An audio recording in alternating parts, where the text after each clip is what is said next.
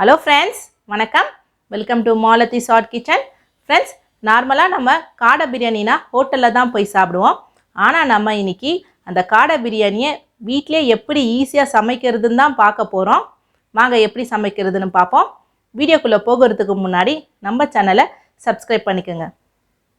வாங்க இதுக்கு தேவையான பொருட்களை பார்த்துப்போம். நான் 6 காடை எடுத்து வச்சுருக்கேன். அதை நல்லா க்ளீன் பண்ணி வச்சுருக்கேன். 3/4 கிலோ பாஸ்மதி ரைஸை நல்லா க்ளீன் பண்ணி அரை மணி நேரமாக ஊற வச்சு எடுத்துருக்கேன். 6 மீடியம் சைஸ் வெங்காயம், தக்காளி 3 பெருசு, ஒரு கைப்பிடி அளவு கொத்தமல்லி, அரைக்கட்டு புதினா, 5 டேபிள் ஸ்பூன் தயிர், 2 டேபிள் ஸ்பூன் நெய், 3 டேபிள் ஸ்பூன் இஞ்சி பூண்டு பேஸ்ட்டு, 3 பச்சை மிளகாய். இப்போ மசாலா பொருள் பார்த்துப்போம்.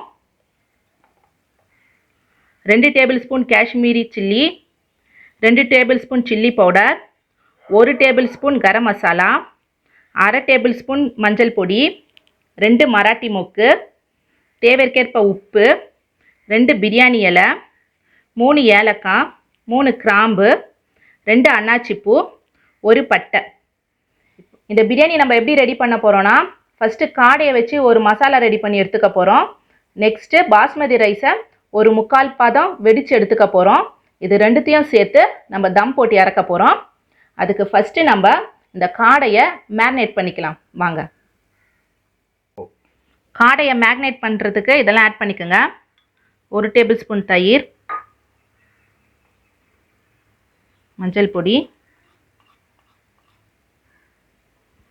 1/4 tablespoon garam masala, 1/4 tablespoon chilli powder, கொஞ்சம் உப்பு. எல்லாத்தையும் நல்லா கையால் மிக்ஸ் பண்ணிக்கோங்க. இதுக்குள்ளெல்லாம் நல்லா மசாலா படுற மாதிரி மிக்ஸ் பண்ணிக்கோங்க.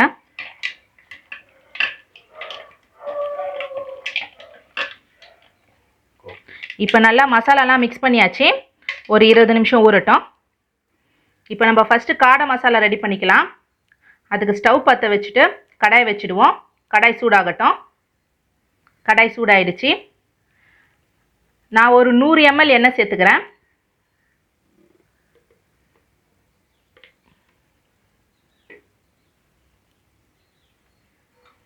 நெய் சேர்த்துப்போம்.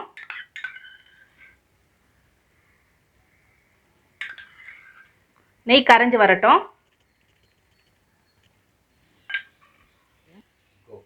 நெய் கரைஞ்சி வந்துடுச்சு.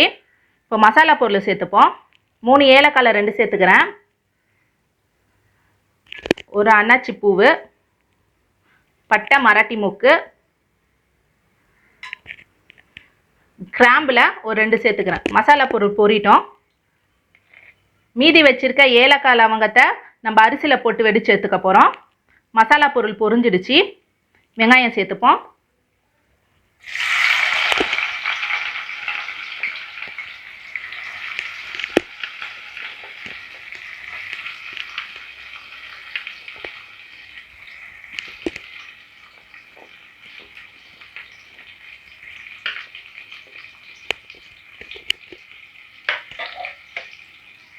வெங்காயத்தை நான் நல்லா நீல வாக்கில் கட் பண்ணி போட்டிருக்கேன். அப்போ தான் சீக்கிரமாக வதங்கி வரும். வெங்காயம் நல்லா கோல்டன் ஃப்ரை ஆகிற வரைக்கும் வதக்கி விட்டுட்டே இருங்க. வெங்காயம் நல்லா கோல்டன் ஃப்ரை ஆகிடுச்சு. இப்போ நம்ம இஞ்சி பூண்டு பேஸ்ட்டு சேர்த்துப்போம்.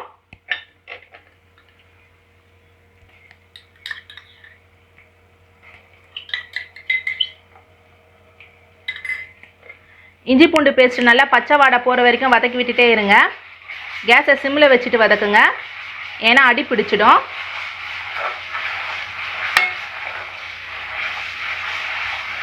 இஞ்சி பூண்டு பேஸ்ட்டு நல்லா பச்சை வாடை போயிடுச்சு. தக்காளி சேர்த்துப்போம். தக்காளி நான் நல்லா நீல வாக்கில் கட் பண்ணி எடுத்துருக்கேன்.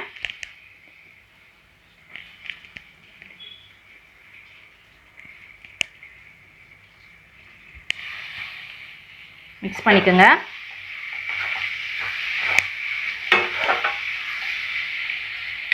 இப்போ புதினா சேர்த்துப்போம்.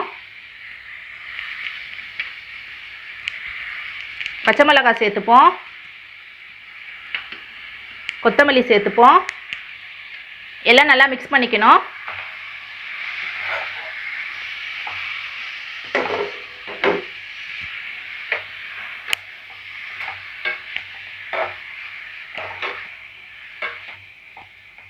மிக்ஸ் பண்ணியாச்சு. எடுத்து வச்ச மசாலா பொருள் சேர்த்துப்போம். கரம் மசாலா, காஷ்மீரி சில்லி,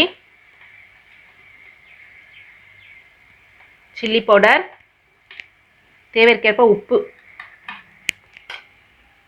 எல்லாத்தையும் நல்லா மிக்ஸ் பண்ணிக்கணும்.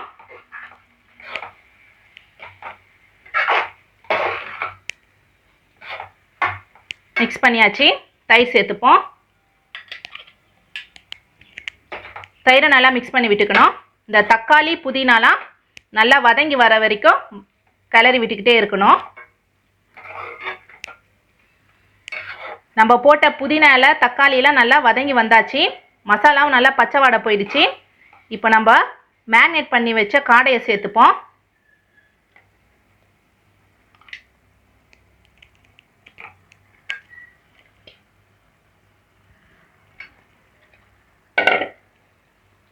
காடையில் நல்லா மசாலா பாடுற மாதிரி மிக்ஸ் பண்ணிக்கணும்.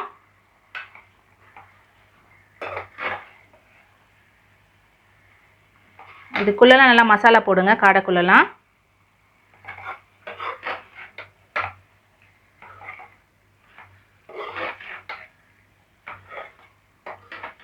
மசாலா நல்லா ஃபுல்லாக பட்டாச்சு. நம்ம கேஸ் ஆஃப் பண்ணிடுவோம். இது ஃபுல்லாக வேக வைக்கணும்னு அவசியம் கிடையாது. ஏன்னா நம்ம பிரியாணி செய்யும் போது தம் போடுவோம். அப்போ இந்த காடையெல்லாம் வெந்துடும். இதை ஓரமாக எடுத்து வச்சிடலாம். நெக்ஸ்ட்டு நம்ம அரிசியை 3/4 பதம் வெடித்து எடுத்துக்கலாம். வாங்க, நம்ம அரிசியை வெடித்து எடுத்துக்க போகிறோம். அதுக்கு குண்டானில் தண்ணி வச்சுட்டு ஏற்கனவே இந்த பேலன்ஸ் மசாலா பொருள்லாம் சேர்த்துக்க போகிறோம். அன்னாச்சி பூவு, ஏலக்காய், லவங்கம், பட்டை, தேவைக்கேற்ப உப்பு இதெல்லாம் நல்லா மிக்ஸ் ஆகி தண்ணி கொதித்து வரட்டும். அதுக்கப்புறம் நம்ம அரிசியை சேர்த்துப்போம். தண்ணி கொதித்து வந்துடுச்சு. இப்போ அரிசி சேர்த்துப்போம்.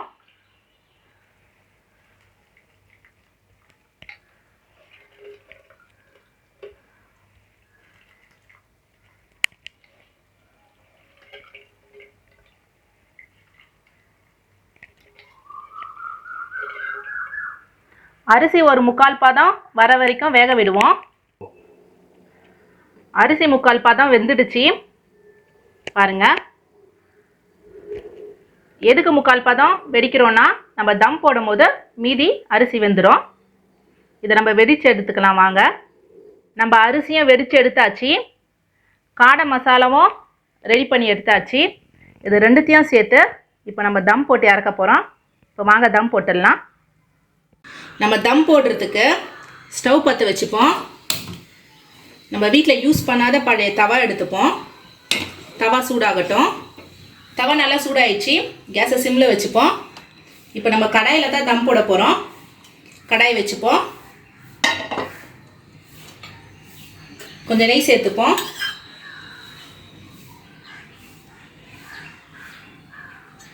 இப்போ நம்ம எப்படி தம் போட போகிறோம்னா, ஒரு லேயர் மசாலா, அதுக்கு மேலே அரிசி, அதுக்கு மேலே மசாலா, அதுக்கு மேலே அரிசி, இப்படி வச்சு தான் நம்ம தம் போட போகிறோம்.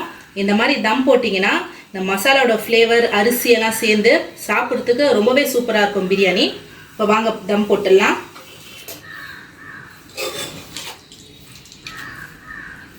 மசாலா நல்லா ஸ்ப்ரெட் பண்ணி விட்டுக்கணும்.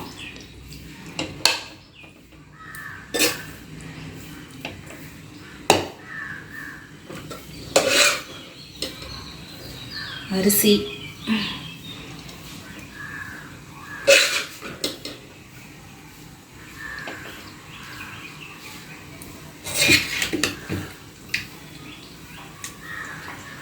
மசாலா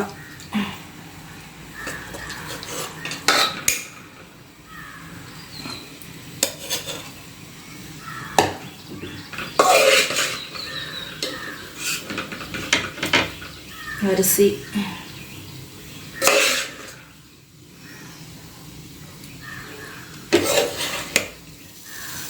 லாஸ்ட்டாக மேலே அரிசி.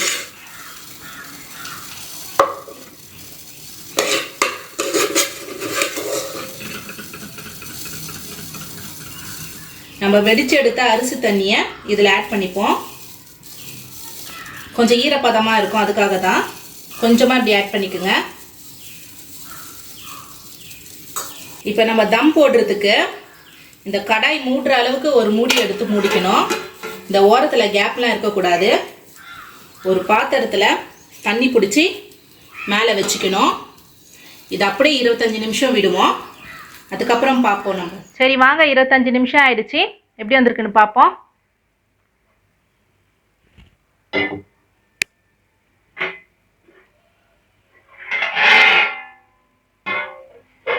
வாவ், பாருங்க எவ்வளோ சூப்பராக அரிசியெல்லாம் நல்லா குச்சி குச்சியாக இருக்குது.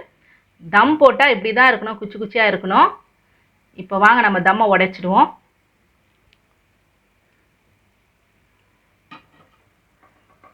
இருக்கணும் எடுத்து பார்த்தீங்கன்னா தெரியும், மசாலாலாம் தனித்தனியாக தெரியுது. கலரும் பார்க்கறதுக்கு ரொம்பவே சூப்பராக இருக்குது. அரிசி ஒன்றோடு ஒட்டாமல் நல்லா உதிரியாக வந்திருக்கு. பாருங்கள், கலரில் இவ்வளோ ரெட் கலரில் அழகாக இருக்குது.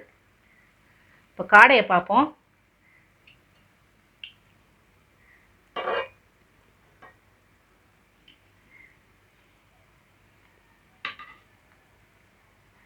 காடையும் நல்லா வெந்திருக்கு. இந்த ரைஸும் மசாலாவும் மிக்ஸ் பண்ணி சேர்த்து சாப்பிட்டா செம்ம சூப்பராக இருக்கும். நம்மளுடைய சூப்பரான காடை பிரியாணி ரெடி. நம்ம இப்போ பிளேட்டில் போட்டு சாப்பிட வேண்டியது தான்.